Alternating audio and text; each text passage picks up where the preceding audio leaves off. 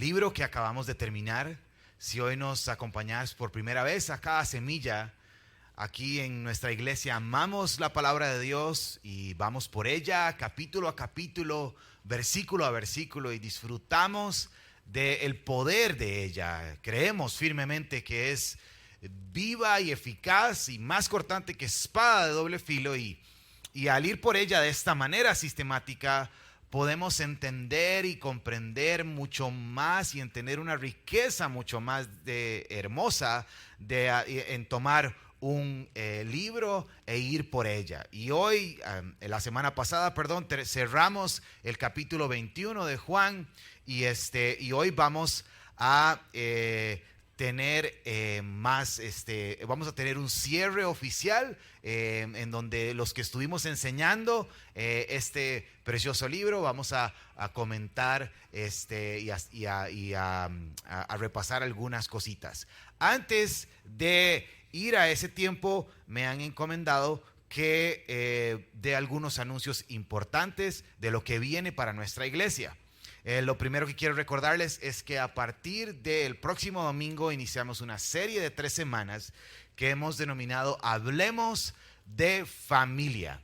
Mayo es el mes de la familia, y entonces los domingos 14, 21 cumpleaños, no se le olvide el regalo, y 28 vamos a estar en una serie especial de familia. Tenemos invitados lindísimos que van a enseñarnos durante este tiempo, y el primer domingo de junio iniciamos el viaje por el libro de Josué, en una serie que hemos denominado Audacia en la Misión. Jesús terminó este tiempo en el Evangelio de Juan diciéndole a sus discípulos que los comisionaba, que los enviaba a que fueran a dar mucho fruto, a que fueran a hacer más discípulos. Y vamos a ir por ese precioso libro que nos va a dar muchas imágenes, muchos tipos, muchas cosas lindísimas de cómo podemos cumplir la misión que Cristo nos ha dado a cada uno de nosotros. Muy bien, ya cumplí con mis tareas de anuncios y todo. ¿No se me olvidó nada? ¿Estoy bien? Oh, tengo uno más. Sí, ya Dani me volvió a ver con cara de exhortación. Este próximo 20 de mayo tenemos una actividad muy especial aquí en Semilla, y es ¿cómo lo puedo denominar? Es que no quiero decir curso. Sí, un seminario, taller de cómo compartir nuestra fe, de cómo evangelizar a las personas. Entonces, estén más atentos en todo lo que vamos a estar informando para que nos animemos y estemos acá capacitándonos todos en cómo cumplir con esta tarea de ir y llevar la buena noticia de salvación. Muy bien, y ahora sí. Kevin, ¿se me olvidó algo? ¿No? ¿Estoy bien? Ok. Iván, Feli, ok. Súper. Abramos nuestras Biblias en el Evangelio de Juan. Hoy vamos a estar caminando en los diferentes textos. Les pedimos también a ustedes que nos enviaran algunas preguntas. Recibimos algunas preguntas que vamos a estar contestando, pero le quiero animar a que también durante la enseñanza, y en este momento lo puede hacer, puede tomar su celular y mandar su pregunta, su comentario, su testimonio al celular de Semilla, el 8456-9797. Después de 5 años me lo aprendí. Y usted puede poner su pregunta, su comentario de lo que usted aprendió, de lo que Dios le enseñó del Evangelio de Juan. Pero también, aprovechando que usted tiene su celular a mano, abra su navegador, y el primer ejercicio que vamos a hacer juntos es que usted va a entrar a esta página que le voy a decir, que es menti.com, que está ahí en las pantallas, y va a poner ese código que está ahí. Es el código 43921795. Y entonces todos nos vamos a meter ahí y vamos a poner en una frase, en una palabra inclusive, lo que usted aprendió del Evangelio de Juan, ¿verdad? Y ahorita vamos a tener los resultados de esta, a mí no me está cargando, bueno, ya ahora sí, de esta actividad. O sea, para meterme yo.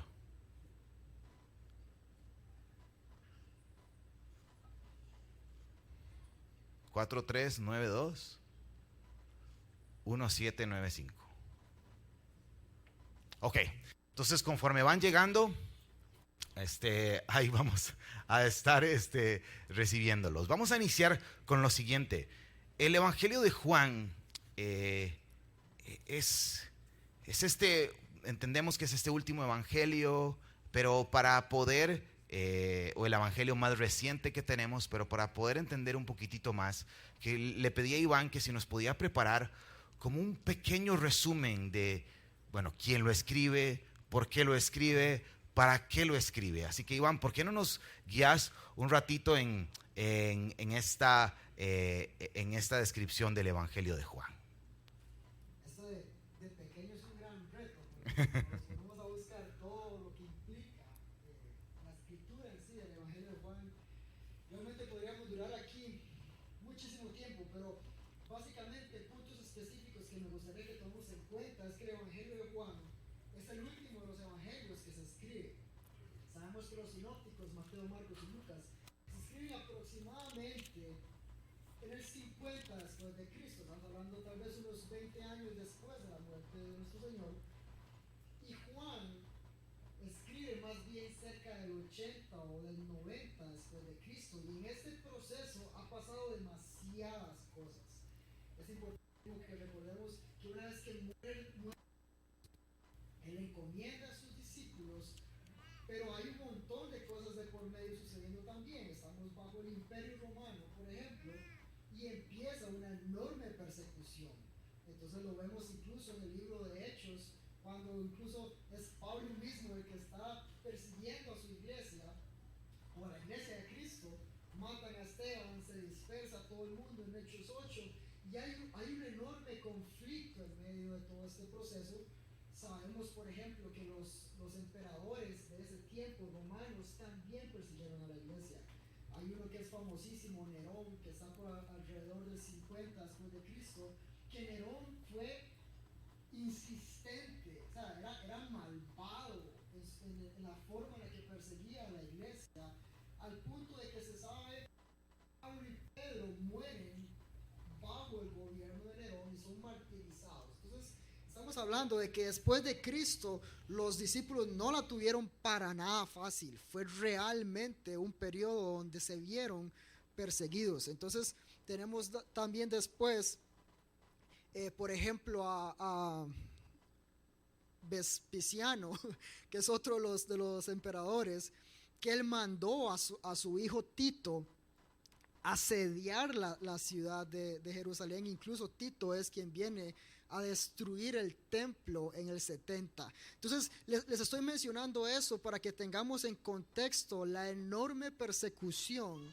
y todo lo que se estuvieron enfrentando entonces los discípulos y la iglesia de Cristo en estos primeros años, justamente antes de que Juan entonces escriba este libro. También vemos una enorme corriente que le llaman el gnosticismo, en donde tienen pensamientos muy contrarios a lo que es el evangelio. Entonces vemos, por ejemplo, ellos creían en se llama docetismo, que es básicamente como que Jesús nunca existió, que fue una ilusión de los cristianos o una imagen, algo muy espiritual que sucede, sin embargo no era humano o no hubo una encarnación. Entonces ellos atacan directamente el tema de la encarnación de Dios mismo en Cristo. Entonces atacan temas fundamentales de nuestra fe, como es justamente la encarnación, la muerte y resurrección de Cristo, y que por medio de su muerte y resurrección es que Él paga por nuestros pecados. Entonces hay un montón de corrientes ideológicas, hay una enorme persecución en medio de lo que es el contexto histórico y en la región como tal, en el Imperio Romano. Y entonces Juan, de nuevo el propósito por el que escribe lo dice muy claramente. O sea, estas cosas lo hemos repetido varias veces está en Juan 20:31, dice que estas cosas se han escrito para que ustedes crean en Cristo, el Hijo de Dios, y para que al creer tengan vida en su nombre. Entonces Juan lo que hace es, entendiendo que ya están los evangelios se habían escrito antes, que ya está la historia de Jesús, agarra y selecciona partes muy específicas. De hecho, el 92% del libro de Juan es completamente exclusivo de este libro, no se mencionan en los otros evangelios. Entonces él selecciona todo esto para mostrarnos, hacer una defensa espiritual e incluso podríamos decir intelectual de lo que es la fe cristiana, para que todo aquel que cree encuentre vida eterna en Cristo Jesús. De hecho, él no menciona la palabra milagros en su libro, sino que lo que hace es decir señales. Y esto porque cada una de estas señales Él las seleccionó para que podamos entender que son prueba de la persona y la enseñanza de Cristo mismo. Estamos. Sí, pero puedes pasar toda la tarde así, si sí, quieres. Realmente, yo si sé. quieren nos vemos ahí al final, porque podríamos seguir conversando mucho de esto. Súper. No, gracias, Iván. Creo que nos da esa perspectiva que dijimos al principio, que era importante repasarla y que básicamente nos confirma que de alguna manera el contexto en el que este evangelio escrito no se diferencia en nada de la actualidad que estamos viviendo. Porque si lo traemos a nuestra actualidad, pues las corrientes de ideas de quién es Jesús, hay un montón.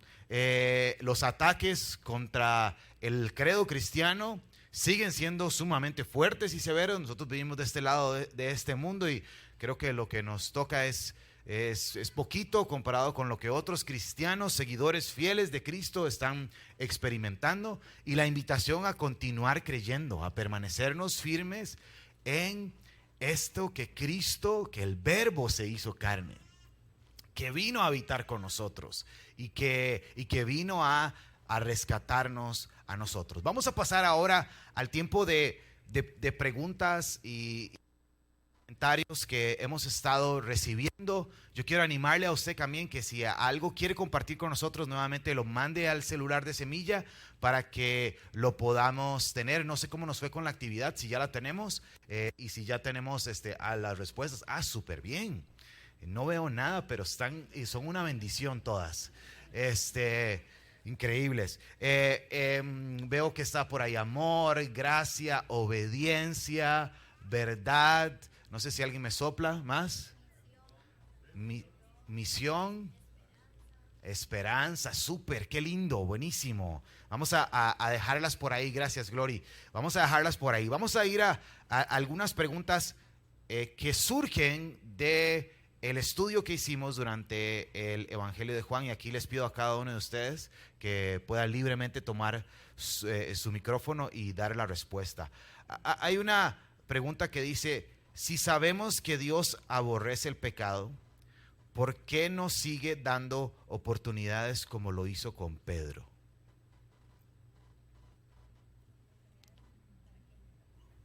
Yo me rompo el hielo. ¿Por qué sabemos? Bueno, si sabemos que Dios aborrece el pecado, ¿por qué nos sigue dando oportunidades? Es decir, como perdonándonos, entiendo, como lo hizo con Pedro. Sí, yo creo que eso es una muy buena pregunta, así que gracias a esa persona por habernos hecho esa pregunta entre las respuestas que tuvimos ahí. Yo creo que primero partimos de que justo no hay ni uno solo, es decir, de que todos estamos en el mismo barco y que todos cometemos errores y los vamos a seguir cometiendo por el resto de nuestras vidas, porque nuestra carne pues está presente y cometemos pecados y cometemos errores, pero nuestro Dios es un Dios de gracia y de misericordia. Y yo creo que esto también nos ayuda a cada uno de nosotros en nuestras vidas a comprender el valor del sacrificio de Jesús en la cruz y a también a entender su perdón y lo que significa en nuestras vidas, porque el hecho de que yo me dé cuenta de que yo no puedo, el hecho de que yo me dé cuenta de que yo hago cosas que no están bien, me hace ver a Jesús más grande. Y había un versículo, y ahorita no me acuerdo cuál es, pero si alguien se acuerda aquí de los Dice que para que se vea más claro que yo soy una vasija y que es el poder de Jesucristo en mí el que actúa. Y yo creo que eso es clarísimo y eso ha sido un tema que ha dado muchas vueltas en mi cabeza de cómo esa una y otra y otra y otra vez que Jesús nos da una oportunidad, es una oportunidad también para darnos cuenta de su gran amor, de su sacrificio en la cruz y de su gracia incomparable, digamos, inmesurable para nosotros. Así que eso diría yo. No sé, muchachos, ¿alguien más? Kevin. El Señor no nos trata, es lo que decía el salmista, como nosotros merecemos. Y si nos tratara de esa forma, estaríamos fritos. Esa es la verdad. El salmista en el Salmo 103, él dice: Él alejó nuestras maldades como está lejos el oriente del occidente. Es decir, Él es grande en misericordia, Él es lento para la ira, y es en eso en que nosotros podemos vivir, y es en eso en que nosotros podemos llamarnos cristianos, en que Él nos da su justicia, Él nos da su amor, aunque nosotros nos equivoquemos. Entonces, para esa persona que preguntó, la respuesta es: no sabemos por qué Dios es así. Gracias a Dios es Él, gracias a Dios no somos nosotros. Gracias a Dios Él no responde como respondería un ser humano, con réplicas, con enojo, sino que Él en su misericordia nos da. Él sabe cómo somos, Él sabe que nos equivocamos, sabe que somos polvo, y su misericordia y su gracia pasan por encima de eso y nos permite seguir caminando en santidad y caminando hacia Él. Entonces ahí estamos todos, en ese zapato estamos todos, y la misericordia de Dios nos cubre. Así es. Segunda de Corintios, capítulo 4, versículo 7. Pero tenemos este tesoro en vasijas de barro, para que se vea qué tan sublime poder viene de Dios y no de nosotros. Eso es lo que somos, cada uno de nosotros. Yo tal vez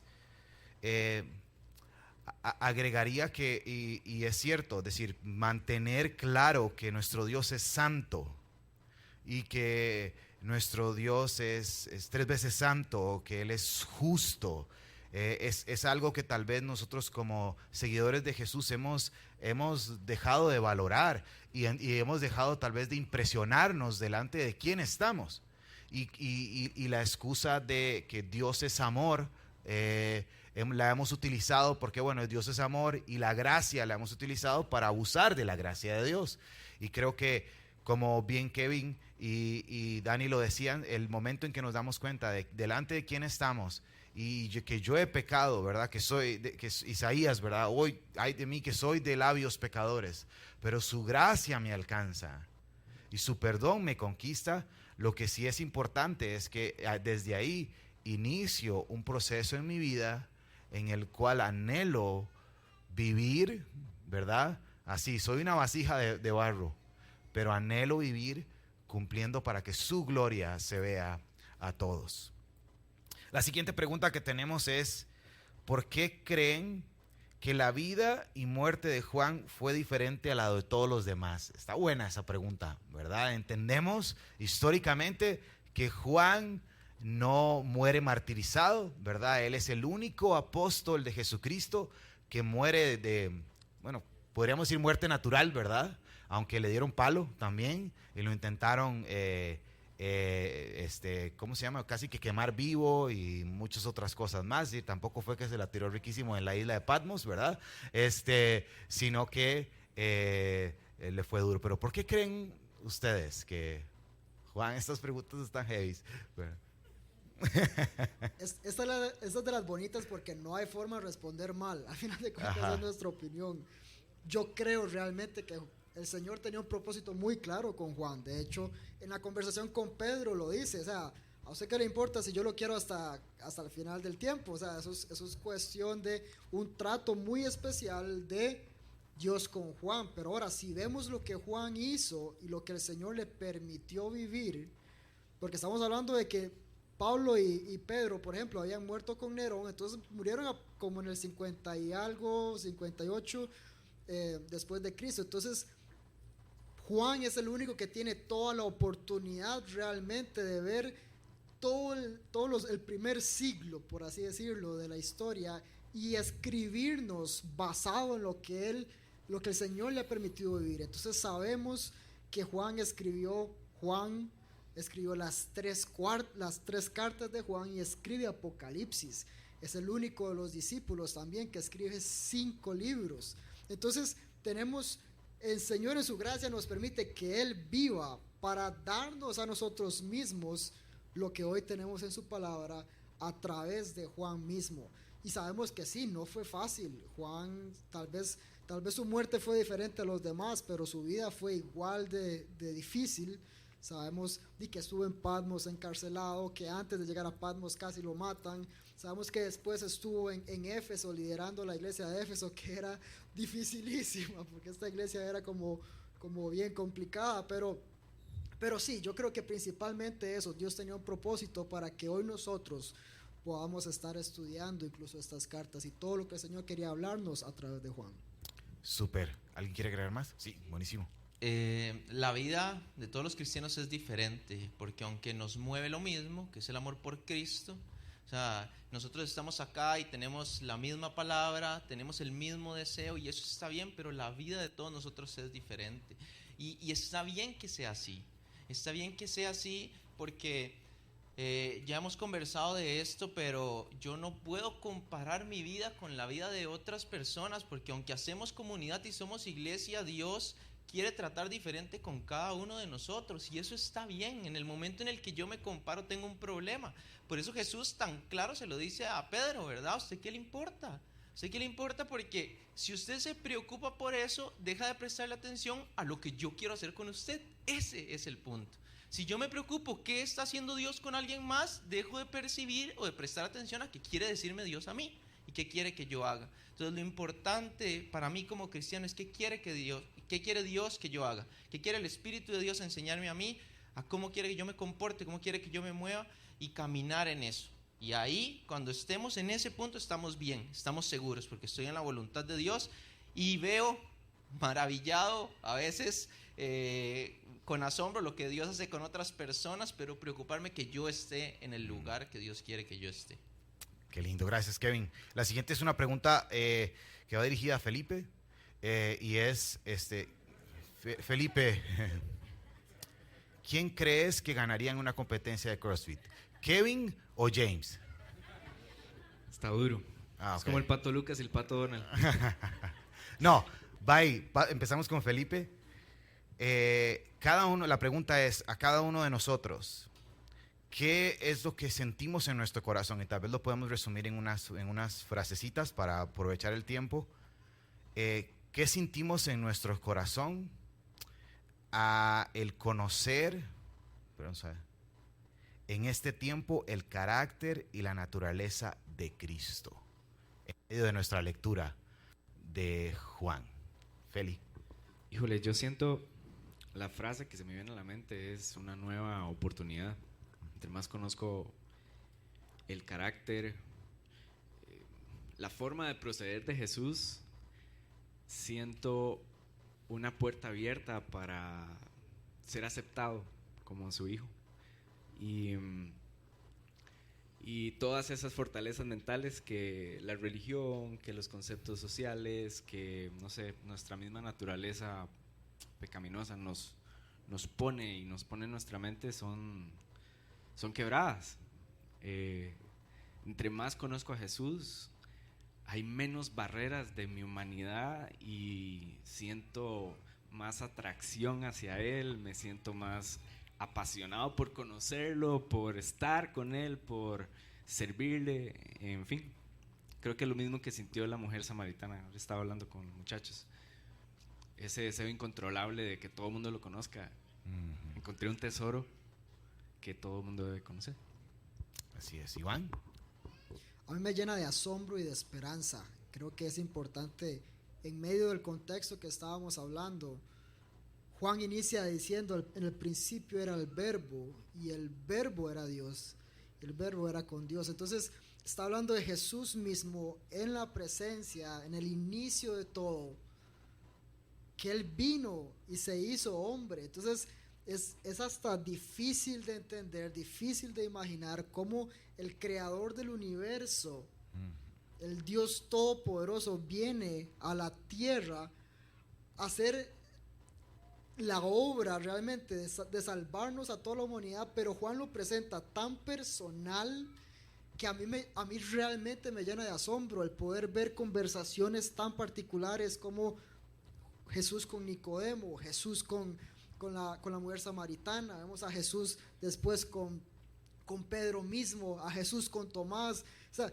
vemos una constante de que el Dios del universo se hizo hombre para trabajar de forma personal con cada uno de nosotros, y eso creo que nos debe llenar de esperanza de que en medio de cualquiera de nuestras circunstancias Dios está ahí presente para entenderme a mí, para darme esperanza a mí y a cada uno de ustedes de una forma personal, para conocerlo y tener vida en él. Sí, a mí me da deseos de responder, de corresponder a Dios. Eso es lo que me da deseos de, como decía Josué, ahora que lo vamos a estudiar, yo no sé qué vayan a hacer los demás, pero yo y mi casa, yo quiero hacer. Y yo quiero responder. Yo veo lo que el Señor hizo por mí, no es poca cosa lo que el Señor hizo por mí, es lo más grande que alguien ha hecho. Nadie nunca me ha mostrado un amor así, y yo quiero responder. Quiero decirle, Señor, yo estoy aquí para usted. Yo veo lo que usted hizo en la cruz. Yo veo la forma en la que usted fue obediente, que usted no merecía pasar por eso y lo hizo, tomó mi lugar. Entonces yo quiero responder. Eso es lo que me mueve a mí, es lo que me provoca leer a Juan. Un par de palabras se vienen a mi cabeza. Una es gracia y la otra es verdad. Para mí ver a Jesús con la mujer que querían apedrear, Jesús diciendo que levante la primera piedra el que no tiene pecado, y teniendo esa misericordia para con ella, y estas imágenes, ver a Jesús con el paralítico y tantas de las señales que decía Iván, que es palabra interesante que se muestran ahí, ver esa gracia de Jesús de llamar a Mateo odiado, recaudador de impuestos, alguien que estaba totalmente desterrado de la sociedad. Y por otro lado, la verdad de Jesús hablando la verdad directamente, es decir, Jesús diciendo que tire la primera piedra el que no tiene pecado, pero además diciéndole a la mujer, anda y no peques más. Es decir, no solo aquí está disponible la gracia, pero también es esa verdad de Jesús enfrentándose a los fariseos sin ningún temor, directo, diciendo las verdades como son. Y yo creo que son esas dos facetas y esas dos combinaciones o esas dos palabras que vienen a mi cabeza así rápidamente. Gracias, Dani. A mí Juan capítulo 14, tengan ánimo. Tengan ánimo. Si no, los voy a abandonar. Y me trato de transportar a la primera vez que los lectores originales de este evangelio lo reciben. Amenazas intelectuales, amenazas de vida, por supuesto, dentro de la misma iglesia, ¿verdad? Saliendo con las ideas de no, Jesús no vino físicamente, no era Dios Jesús, y empezar a ese montón de cosas. Y me imagino ver los primeros lectores, y quiero leerlo de esa manera, con ese asombro, con ese ánimo de Jesús diciéndonos, hey, yo no los dejé solos, yo no los dejé abandonados, y en un mundo que a pesar de que estamos tan conectados, yo me siento a veces tan solo, ¿verdad? Jesús diciéndome, yo no les voy a dejar solos. Muy bien, tenemos algunos testimonios que me encantaría leer, porque yo creo que eso es importante que los podamos compartir. Nos escriben acá, tenemos 1800 mensajes, así que voy a ver si no tenemos 4 nada más, pero bueno, voy a leerlos. Dice que las herramientas que Cristo utilizó, como fueron sus milagros y las parábolas, para dar a conocer el yo soy, que le encantó el yo soy. Este testimonio es muchísimo. Dice, un evangelio precioso. Entre todo lo hermoso, lo fiel, lo bueno, lo puro, lo santo, lo sabio y lo tierno que fue y que sigue siendo Jesús, que me enamora de Él más cada día. Rescato que Juan se llama a él mismo el discípulo amado. Es muy interesante. Jesús le demostró a todos su gran amor, pero Juan se sabía amado. Qué importante saberse amado por Jesús. De nada sirve su gran amor, su gran sacrificio, sin alguien que lo reconozca, lo acepte y sepa amado. No solo saberse amado, sino como Juan decirlo, repetirlo, porque inclusive hasta de alguna manera hacer alarde del amor de Jesús para que no pasar desapercibidos. Qué lindo saber que Jesús nos espera siempre a la orilla y no nos acompaña en nuestra desobediencia, pero siempre nos está esperando en la orilla. Demasiado lindo Jesús. Y uno más, la misericordia tan inmensa y su amor tan increíble que tiene por nosotros. Conocí su carácter, su corazón aún más. Tantas cosas que llenan mi espíritu. Muchas gracias a los que nos compartieron sus testimonios, a los que no se han animado también. Yo creo que nos quedan unos minutitos, puede mandarlo por el celular de Semilla, pero ahora vamos a pasar a una parte de este tiempo en donde cada uno de nosotros como que fuimos de vuelta a los textos y marcamos y volvimos a repasar ese texto de vida que nos dejó el Evangelio de Juan. Y yo quiero invitarle a que usted prepare su Biblia porque también vamos a tenerlo en las pantallas. Y cada uno de nosotros va a tomar un momentito para comentar y para dar una reflexión final de lo que el Señor les habló durante este viaje en el Evangelio de Juan. ¿Y qué tal si iniciamos igual con Feli y después nos venimos para acá? Juan 4:10 dice: si tan solo supieras el regalo que Dios tiene para ti y con quién estás hablando, tú me pedirías a mí y yo te daría agua viva. Esa es la escena en la que está con la mujer samaritana y se topa en ese contexto en el que ella era una persona totalmente inaceptada por la sociedad, rechazada, quebrada por dentro, sin un norte, totalmente perdida. Y de las cosas más valiosas que a mí específicamente me habló el Señor, creo, a través de Juan, fue el hecho de que en muchas ocasiones el dolor puede quebrar a una persona internamente y puede quitarnos la capacidad de ver inclusive hasta lo que tenemos al frente. No sé, paralelo a esto han pasado varias reuniones de matrimonios y creo que Dios ha ido trabajando en mi corazón a nivel de familia y como decían ahora, creo que fue Iván, se volvió algo muy personal. Hay libros que no sé, no he vivido un libro como este a nivel tan personal. Y lo que he sentido es que Dios ha desnudado nuestros corazones, como lo hizo con la mujer samaritana.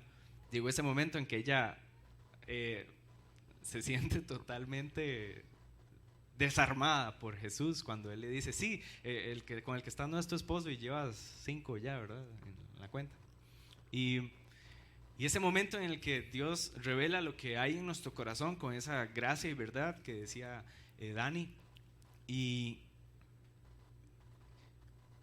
en donde para mí ya no hay vuelta atrás, ya fuimos descubiertos, el Señor en su gracia nos ha mostrado lo que hay en nuestro corazón y ahora el camino que sigue es seguirlo y seguir su palabra y aceptar lo que Él tiene para nosotros y darnos cuenta de ese regalo que solo Dios tiene para nosotros y darnos cuenta que todas las aguas que pudimos haber bebido anteriormente, que intentamos buscar para saciar nuestro vacío, no fueron suficientes, y ese choque en el que llegamos a entender que tenemos al frente lo que hemos estado buscando, lo que necesitamos. Hay una película que se llama Jesus Revolutions y habla sobre una parte de la historia en donde estaban estos hippies, ¿verdad? Y una persona se acerca y le dice a un pastor muy conservador, le dice: todas estas personas que están en estos conciertos están gritando una sola cosa y lo que gritan es que necesitan el amor de Dios, solo que no saben dónde encontrarlo. Y esta mujer llevaba años gritando que necesitaba ser amada y se encuentra con Jesús. Y algo que aprendo, 2 cositas que aprendo de esta escena es que yo no puedo experimentar la plenitud del amor de Dios si no permito que Jesús desnude mi corazón. Esta mujer fue amada completamente cuando quedó desnuda totalmente, su corazón quedó a la intemperie. Y lo segundo es que yo sé que suena trillado, pero es realmente entender y aceptar que no hay otra agua que pueda saciar mi sed. Marca el camino a mi restauración. Cuando dejo de buscar todo lo demás y me concentro en buscarlo a Él todos los días de mi vida, en ese momento es cuando empiezo a ser saciado, cuando mi corazón empieza a ser restaurado. Y esto es lo que me deja la carta de Juan. Bueno, el Evangelio de Juan, perdón. A mí me gustaría centrarme un poco, más que en un pasaje, en un personaje como tal. Y en este caso va a ser Nicodemo, porque Nicodemo sabemos que era un fariseo, se sabía la Biblia, bueno, el Antiguo Testamento, la ley, la Torá, se la sabía de memoria, se sabía todos los profetas y era un estudioso, era un académico, podríamos decirlo. Sin embargo, en un momento tal vez de curiosidad, en un momento tal vez de, no sé, podemos llamarlo de algo le llamó la atención de Jesús y lo busca de noche, incluso podríamos creer que por miedo a la opinión de los demás fariseos. Y él se acerca a Jesús y estamos en Juan 3. Y es súper interesante porque él le dice, maestro, sabemos que vienes de Dios porque las cosas que has hecho, o sea, no las podrían hacer de otra forma. Y Jesús le dice, de una, sin ningún tipo de anestesia, te aseguro que si no naces de nuevo, no vas a ver el reino de los cielos, no vas a ver el reino de Dios. Y esto me reta tanto porque a veces crecemos en la iglesia con muchísimo conocimiento. Tal vez si tenemos padres cristianos que nos han enseñado desde muy pequeños, muchas veces llegamos a un punto donde yo ya me sé toda la religiosidad, toda la forma, toda la conversación, hablamos en Reina Valera súper bien, todos los rituales y todo, pero el Señor lo que nos dice es, te aseguro que si no naces de nuevo, no vas a ver el reino de los cielos. Y esto es chivísimo porque podemos devolvernos a Ezequiel 36, donde justamente Dios le promete al pueblo, a su pueblo, que Él los va a recoger de entre todas las naciones y que Él va a purificar sus corazones con agua limpia y que Él va a poner un corazón nuevo en ellos y que así podrán entonces obedecer su ley. Y es súper interesante porque acá entonces Jesús justamente le dice cómo es que esto es posible. El versículo 5 dice, en verdad te digo que el que no nace de agua y del Espíritu no puede entrar en el reino de Dios. Lo que es nacido de la carne, carne es, y lo que es nacido del Espíritu, Espíritu es. Entonces es bien interesante esta conversación que tiene, pero más que quedarme en esta conversación me gustaría ver el resultado justamente un poco después. Porque sabemos que está este encuentro, sabemos que Nicodemo en el momento no entiende, pero también vemos después en Juan 19, justamente en la sepultura, dice que José de Arimatea era discípulo de Jesús, pero en secreto, por miedo justamente a los fariseos y a los demás judíos. Y con él estaba Nicodemo. Entonces estamos hablando de que Nicodemo tiene esta conversación en lo secreto, de noche, donde reta realmente todo su intelecto. Y él continúa, o yo podría deducir que continúa siendo discípulo de Jesús ahí calladito. Sin embargo, después Jesús muere. Y este es el momento de decir, no, aquí todo el mundo abandonó a Jesús. Él salió adelante. Él levantó la mano. José de Arimatea y Nicodemo piden el cuerpo de Jesús en el momento más peligroso. Estamos hablando de que acaban de matar a Jesús y están persiguiendo a los cristianos. Todos los demás discípulos huyen y estos dos dicen, no, a Jesús hay que darle una sepultura digna. Lo toman, ponen de sus recursos. Ahí dice que Nicodemo traía una mezcla de mirra y aloe de 33 kilos, que en ese momento eso era una fortuna.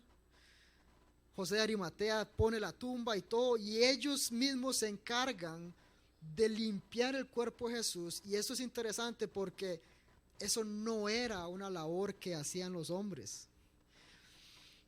Sabemos que esta cultura tenía muy marcadas las diferencias de roles, y podríamos decir que el trato con las mujeres no era muy bueno.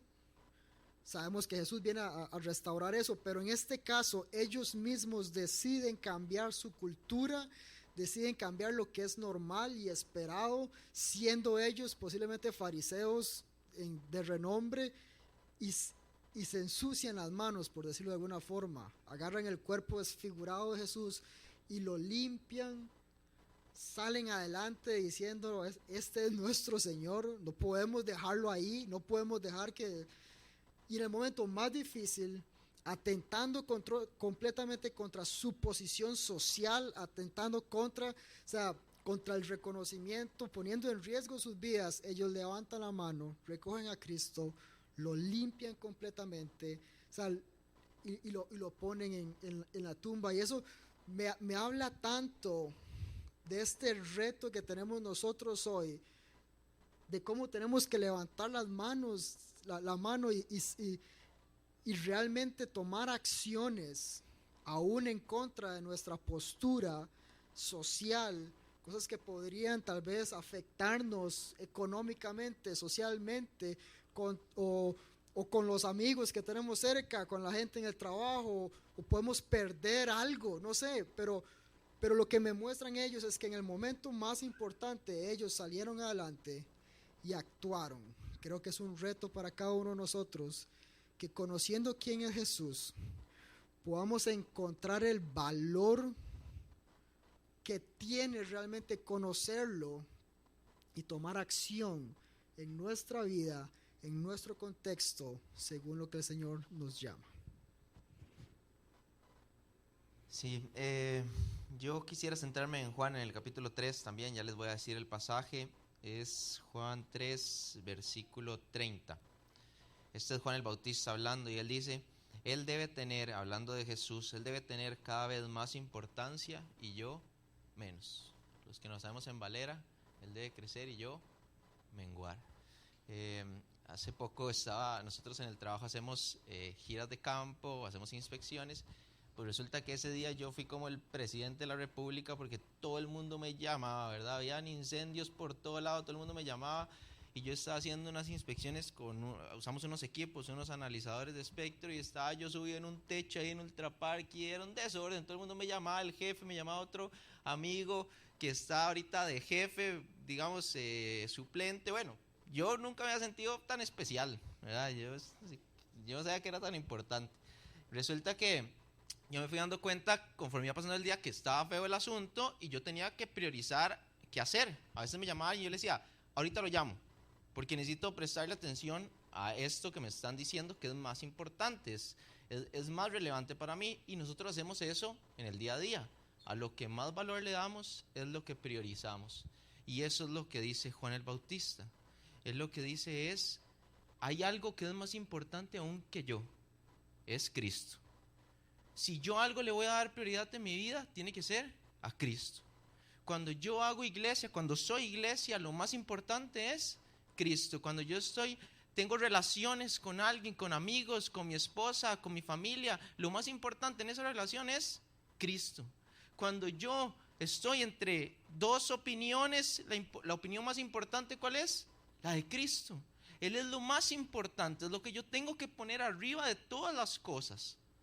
Entonces, es analizar mi vida y decir: Kevin, cuando usted se comporta como usted se comporta, eso determina qué le da a usted valor. Si mi esposa me habla y yo estoy hablando por el celular y sigo hablando por el celular diciendo ajá, yo estoy demostrando qué es lo que más me importa en ese momento. Y así lo hacemos cada momento. Entonces, analizar en nuestra vida, en el día a día, qué es más importante para nosotros. En este momento, ¿qué es más importante? ¿Lo que van a decir los demás o lo que Cristo dice que yo debería hacer? Cuando yo voy a tomar esa decisión, yo siempre peleo con una frase que la gente dice, es que haga lo que lo hace feliz. Sí, pero el cristiano tiene que hacer lo que Dios quiere. Y a veces eso uno no lo hace tan feliz, pero lo hace ser cristiano, porque Él es la prioridad. Entonces yo quiero, y es lo que me toca el corazón, lo que Juan el Bautista decía, cuando Jesús se refiere a Juan cuando se refiere a Juan en Lucas capítulo 7, dice, nacido de mujer, no hay otro hombre como Juan el Bautista. Y Juan el Bautista, cuando habla de sí mismo, él dice, yo lo que tengo que hacer es de crecer para que Jesús crezca. Y yo lo que quiero es que Jesús sea más grande en mí. Cuando yo hable con alguien, yo quiero que Jesús sea más grande. Cuando opino sobre algo, que sea la opinión de Cristo. Y que de verdad, cuando la gente me vea a mí, no me vea a mí. Y vea que yo soy cristiano y por lo tanto Jesús es mi Señor, Él es mi capitán, Él me guía. Y que Él sea el que está a través mío mostrándose a las personas. Bien. Glory, ¿podríamos poner de nuevo el mente un segundo? Quiero ver una cosita. La palabra para mí es obediencia. Y veo que está entre las más grandes, digo, después tal vez de amor, de gracia, salvación. Y es de donde yo saco el versículo, digamos, de reflexión, que es Juan capítulo 14, versículo 21. Y dice, ¿quién es el que me ama? El que hace suyos mis mandamientos y los obedece. Y al que me ama, mi Padre lo amará, y yo también lo amaré y me manifestaré a él. Y yo creo que mi reflexión, y sigue siendo mi reflexión todavía, este momento es esta conexión que existe entre el amor y la obediencia. Es decir, estas dos palabras que están ligadas, que no pueden estar separadas cuando hablamos de nuestro amor a nuestro Señor. Y resuena en mi cabeza porque cuando yo veo este obediencia, y cuando Jesús dice, ¿quién me ama? El que hace lo que yo digo. Y yo veo qué es lo que Jesús le dice a la gente que aparece en este libro. No es nada fácil lo que Jesús le dice. Es decir, cuando yo veo a Dios diciéndole a Abraham que vaya a sacrificar a su hijo, cuando yo veo a Dios diciéndole a Noé que vaya a construir un arca ahí, no sé ni para qué, ni cómo, ni para cuándo. Cuando yo veo a David diciendo, sí, Samuel, este es el ungido, el que va a ser el rey, pero después años escondiéndose de Saúl y sufriendo y pasándola difícil, yo me pongo a pensar en cuál es el significado de esa palabra de obediencia. Es decir, cuando Jesús les dice a sus discípulos, vayan y hagan discípulos, y después las consecuencias de lo que pasa en su vida, de ver a Pedro, después de estos textos que vimos, ver a Pedro después encarcelado y saliendo de la cárcel y diciendo, ahí oren para que no nos dé miedo predicar el evangelio. Es decir, no es oren para que se quite, uno normalmente ora para que se quiten las cosas feas y las cosas malas y las cosas que uno no quiere. Y sin embargo yo veo la oración de estos discípulos después de estos textos y después de escuchar estas palabras de Jesús, diciendo, ahí oren para que no nos dé miedo, para que podamos seguir hablando de esto, aunque nos encarcelen, nos azoten, lo que sea que pase, pero que podamos seguir obedeciendo, es decir, seguir haciendo esto que decía Jesús.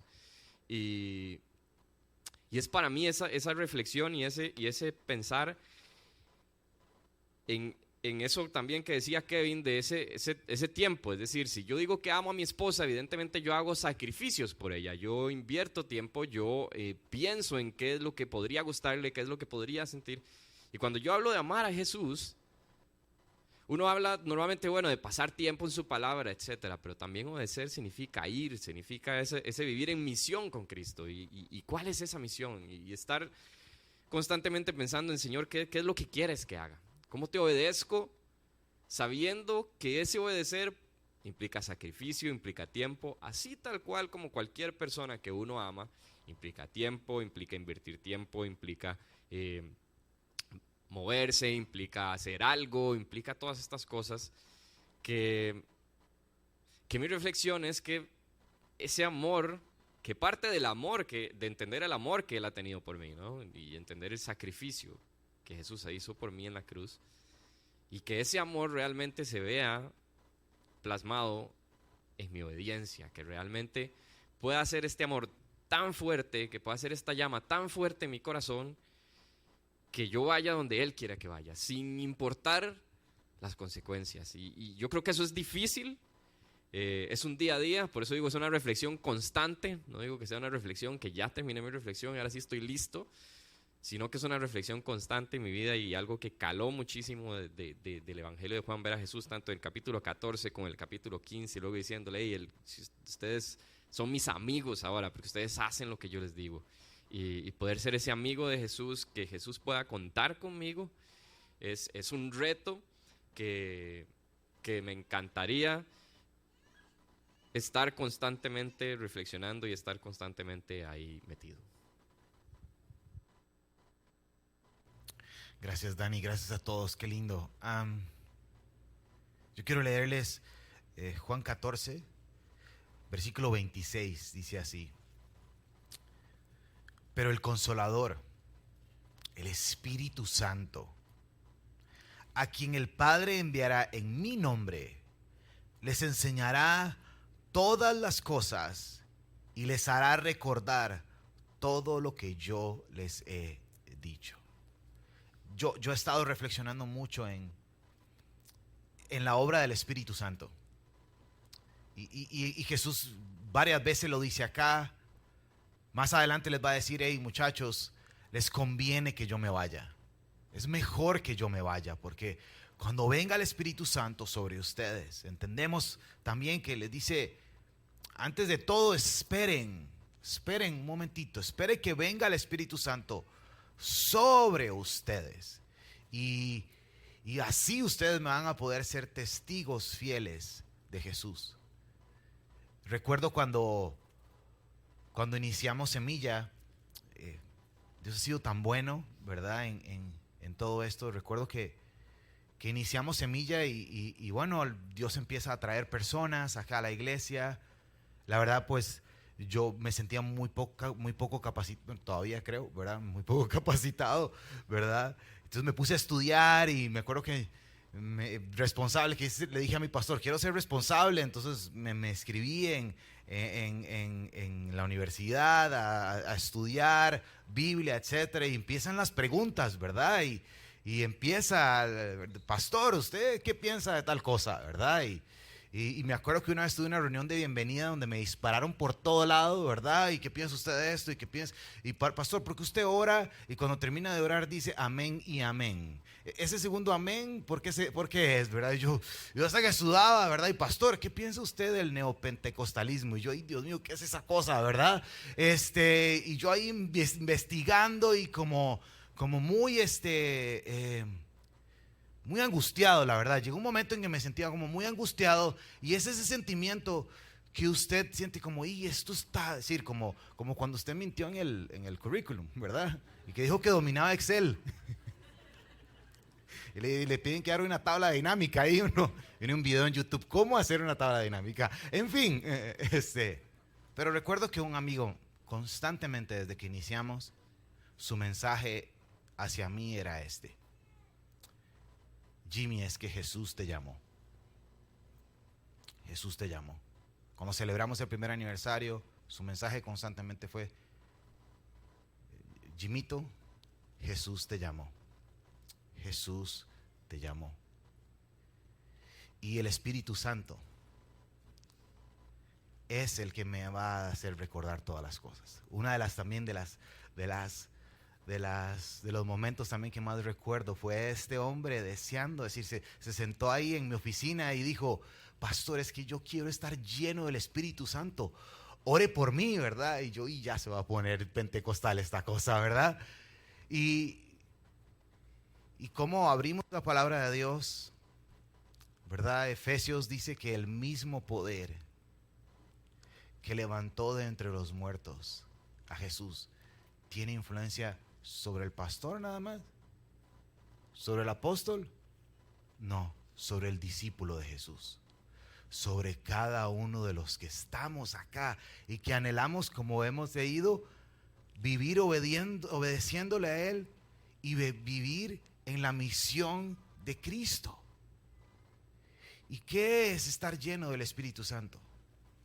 ¿Qué es sentir esa abundancia como la sintieron los primeros discípulos de Jesús y la iglesia primitiva es esa valentía para levantarse en medio de esta generación y decir: yo soy de Cristo. Y no solamente que yo soy de Cristo y que he decidido vivir agradando a Cristo, aunque los calvinistas digan lo contrario, ¿verdad? Ese es un tema malo, perdón. He decidido agradar a Cristo. He decidido vivir para Él. Y Él me da su Espíritu Santo. Y por eso vemos a Pedro lleno del Espíritu Santo, enseñando a Cristo. Por eso vemos a cada uno de los autores del Nuevo Testamento, a Pablo dejándolo absolutamente todo, yendo al desierto para que Jesús mismo lo entrenara. Y después Pablo nos escribe en Gálatas: hey, los que pertenecen a Cristo han crucificado su naturaleza pecaminosa y ahora viven, caminan en el Espíritu. A mí me gustaría cerrar este tiempo de esa manera. Puede ser que tengas mucho conocimiento. Puede ser que sabes muchísimo. Si la teoría la dominas, pero nunca has dicho: hey, un momento, es tiempo que yo sea mucho más pequeño y que Cristo sea más grande.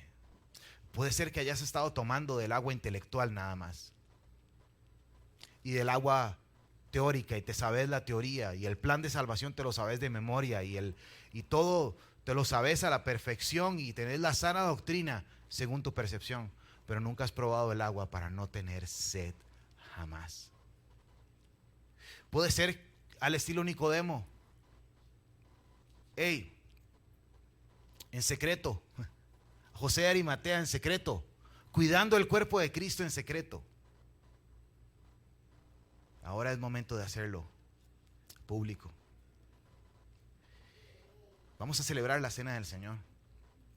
Yo quiero invitarle a que usted se ponga de pie con nosotros y invitar a los del equipo de bienvenida que repartan los elementos, y vamos a cerrar este evangelio celebrando lo que Jesús nos mandó a que celebráramos. Y quiero invitar también al equipo de adoración, si me puede acompañar, si cabemos, si me puede acompañar un ratito.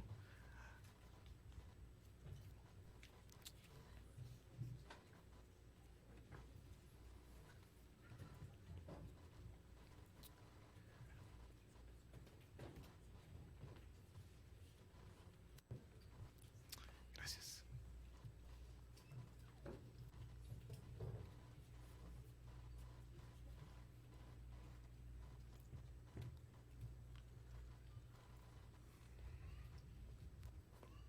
Gracias a los chicos del equipo de enseñanza. Qué lindo el montón de maestros tan lindos que Dios nos ha dado, ¿verdad? Me encanta. Muchas gracias por todos sus comentarios.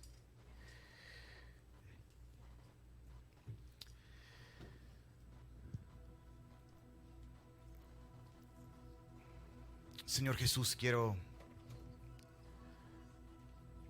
venir hoy a tu presencia. Agradecerte porque hemos terminado un libro más. Porque en tu amor, tu gracia y tu paciencia, Jesús, nos has tomado de la mano, nos has enseñado, nos has recordado. Y esto es lo que te quiero pedir para cerrar. Que hoy tu Espíritu Santo a cada uno de los que estamos acá nos inunde. ¿Y qué tal si iniciamos así, pidiéndote, Señor, que traigas a memoria aquello que nos has enseñado? Tal vez he dejado atrás el primer amor, la emoción de conocerte. Cuando le hablaba a todos por todo lado, en todo momento hablaba de ti. Tal vez el caminar también inclusive en el servicio me ha desgastado. Tal vez he tenido una mala experiencia en la iglesia. Puede ser. Pero tal vez es mi pecado. Se ha endurecido mi corazón. He caminado. He planeado hasta mi pecado, mi transgresión.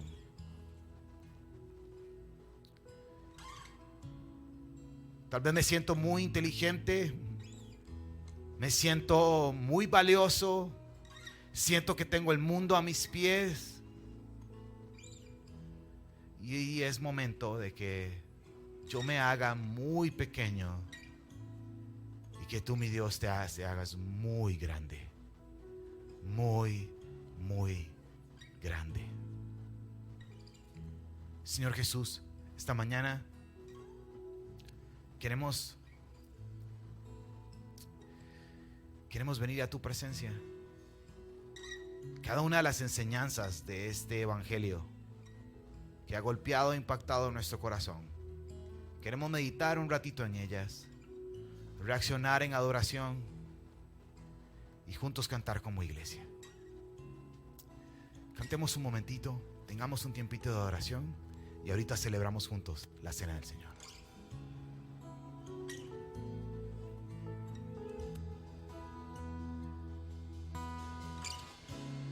Nuestros corazones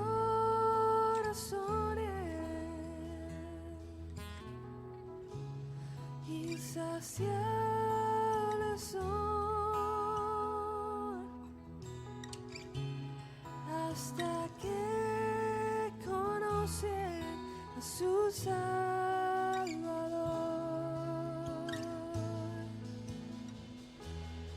Tal y como somos. Somos sus amor. Hoy nos acercamos sin temor. Él es el agua que ha de beber. Nunca más tendremos sed. Jesucristo basta. Jesucristo basta. Castigo recibió y su herencia me entregó. Jesucristo basta, Jesucristo basta.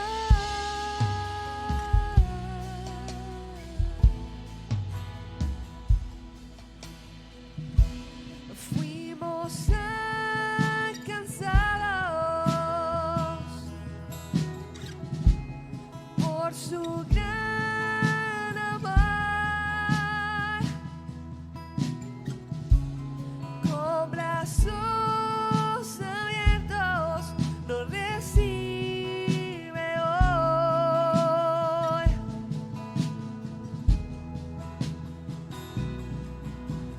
Tal y como somos, nos amó.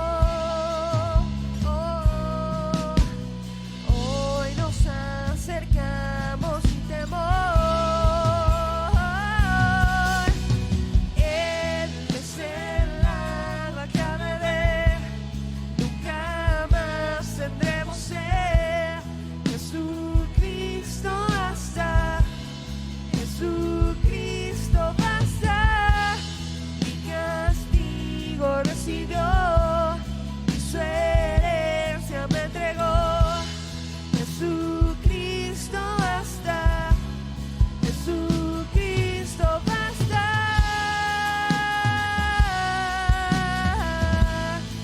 Jesucristo basta.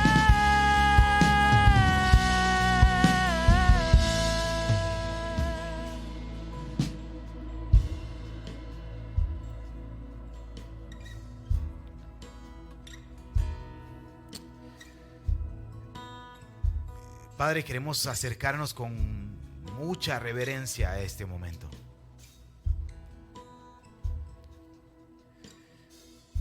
Cuando oramos de que tu Espíritu Santo nos recuerde todas las cosas, yo creo que este es uno de esos mandamientos, de estos sacramentos que nos has dado para recordar, porque así lo dijiste, hagan esto en memoria de mí.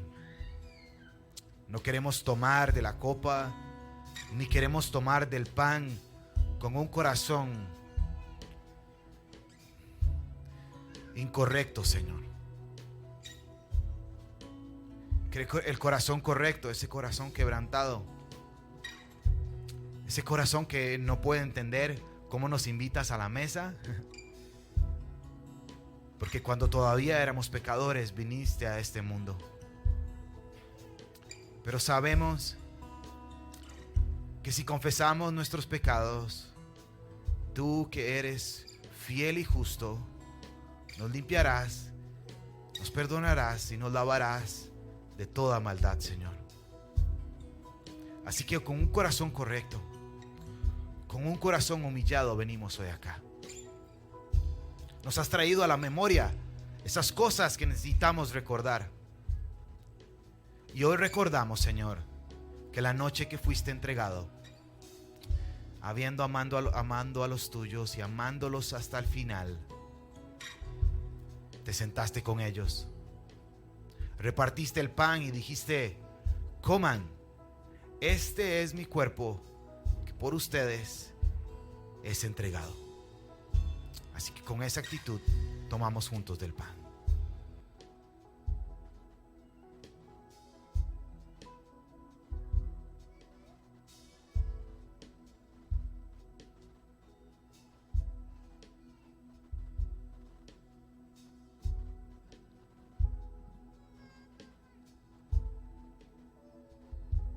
Y después de cenar, repartiste la copa y le dijiste a los tuyos, hoy nos dices a nosotros: beban, esta es la copa del nuevo pacto. Esta es mi sangre que por ustedes va a ser derramada. Señor, en la cruz del Calvario firmaste un nuevo pacto. Desde ese momento y con la confirmación de tu resurrección, todos nuestros pecados, pasados, presentes y futuros, perdonados. La ira de Dios cayó sobre ti para que nosotros hoy, cuando éramos hijos de ira, hoy podamos encontrar libertad en ti, Jesús. Hoy podamos encontrar perdón, sanidad. Hoy, cuando nos rendimos a ti, cuando nuestro corazón responde a ese sacrificio inexplicable y asombroso, podemos venir y empezar a vivir conforme a tu voluntad. Somos incapaces de salvarnos. Y no hay ninguna de nuestras obras que pueda, de alguna manera, hacer algo de justicia. Solamente al que es justo llevó toda la justicia de Dios sobre sus hombros. Y ese eres tú, nuestro Señor. Y por eso hoy tomamos de la copa, recordando que tu sangre nos limpió. Tomamos juntos.